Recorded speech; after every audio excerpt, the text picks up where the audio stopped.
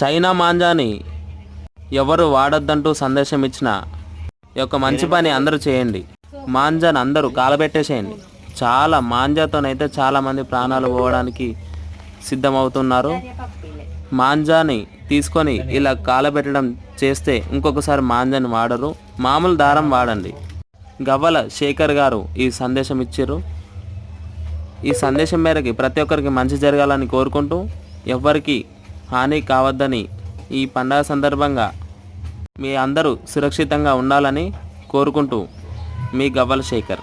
So అందరూ use చేయొద్దు, China మాంజాని ఎవరు యూజ్ చేయొద్దని ఈ సందేశం మేరకి తెలియజేయడం జరిగింది. చైనా మాంజా వల్ల చాలామంది ప్రాణాలు కోల్పోతున్నట్టు, పక్షులకు కూడా చాలా హానికరంగా ఉంటుంది. చైనా మాంజా వల్ల చాలామంది ప్రాణాలు కోల్పోవడం కూడా జరిగింది. గాయపడిన వారు హాస్పిటల్లో చికిత్స పొందుతూ మరణించడం జరిగింది. అందుకని ఈ మంచి సందేశం.